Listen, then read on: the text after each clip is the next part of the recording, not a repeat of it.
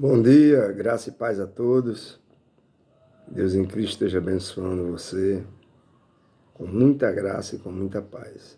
Vamos continuar falando de oração. A nossa vida moderna, né, de tantas opções, nos torna lutadores contra essa modernidade que nos afasta da oração. São muitos entretenimentos, são muitas ocupações. E isso vai nos empurrando para trás quando o assunto é oração. E dentro das igrejas, há pessoas orando, dizendo a Deus o que fazer. E ainda acrescentam sugestões, né, escondidas sobre como outras pessoas deveriam se comportar. Na teoria, a oração atinge níveis elevados, mas na prática os níveis de oração são muito baixos.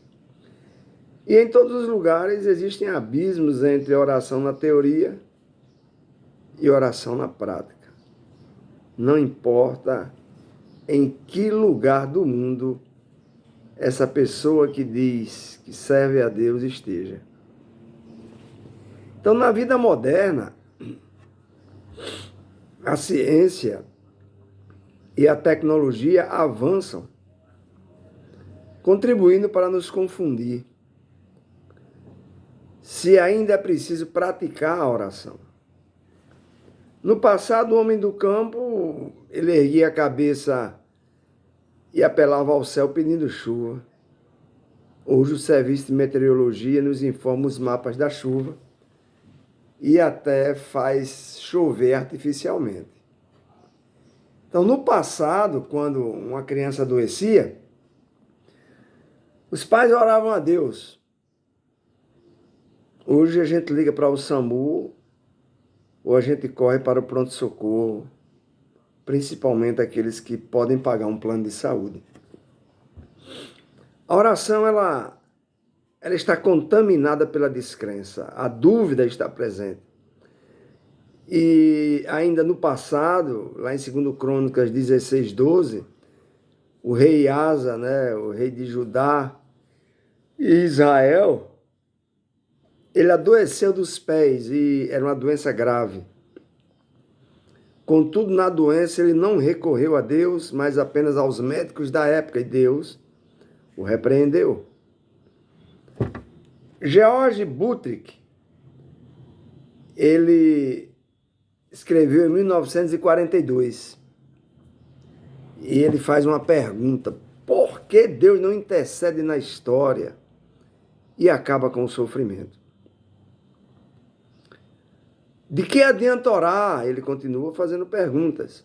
Diante de ameaças nucleares, do terrorismo, dos furacões, das alterações do clima na Terra. George Buttrick, ele concluiu, fez as perguntas e respondeu.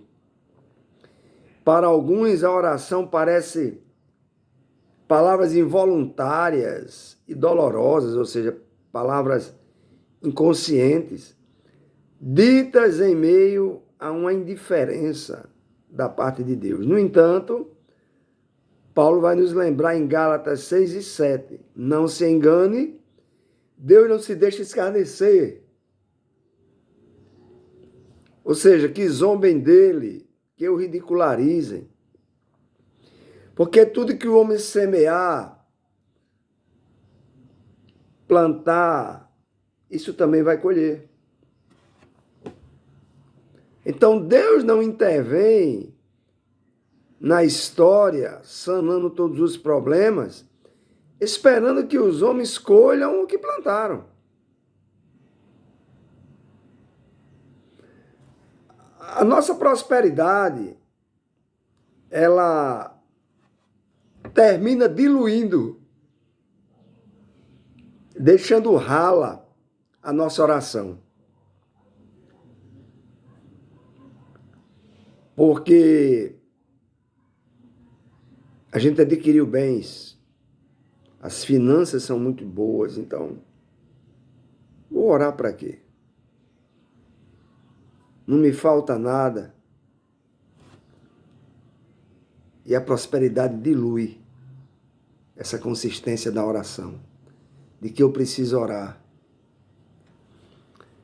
Lá em Apocalipse, no capítulo 3, 17, 18, vai estar escrito: estou rico e abastado e não preciso de coisa alguma.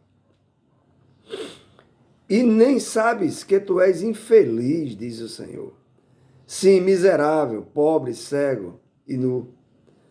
E o Senhor continua falando: aconselho-te que de mim compres ouro, refinado pelo fogo, ou seja, ouro refinado pelo fogo quer dizer, aconselho que tu passe por provações para te enriqueceres espiritualmente falando. Ele continua: vestiduras brancas, que é a santidade, a fim de que seja manifesta a vergonha da tua nudez. E colírio, compra colírios para ungir os olhos, a fim de que vejas, ou seja, tu precisa ser espiritual. Eu preciso ser espiritual e não carnal. Então, os cristãos dos países mais pobres oram mais. Os ricos confiam nos recursos financeiros para resolver seus problemas. Então, hoje fica difícil orar com sinceridade pelo pão nosso de cada dia, por exemplo.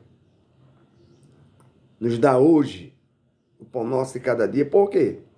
A despensa e a geladeira estão abastecidas para o mês. Então, onde Deus se encaixa? Numa vida que parece ter compromisso demais. Para aqueles que estão dentro das igrejas e ainda são descrentes, a oração é uma ilusão, uma perda de tempo. Mas para quem crê no Senhor, quem verdadeiramente é convertido, a oração é a melhor maneira de usar o tempo. Então, falando com muita sinceridade, dentre tantas atividades que existem, a oração é, sem dúvida, a que menos interessa para nós. Pense nisso. E ore para que o Espírito Santo reverta esse quadro na nossa vida. E que possamos entender que oração é algo indispensável. E que não pode ser feita apenas quando eu estou na prova, no deserto, no vale da sombra da morte. Mas a oração, precisa ser feita todos os dias. Até mesmo por agradecimento. Pense nisso.